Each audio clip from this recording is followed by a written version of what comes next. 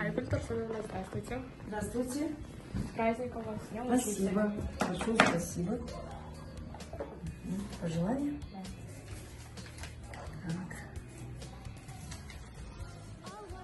Вы лучший учитель. От чистого сердца хотим сказать вам спасибо за ваш труд, за ваше терпение и умение находить в каждом ребенке талант. С праздником. Спасибо большое, ребята.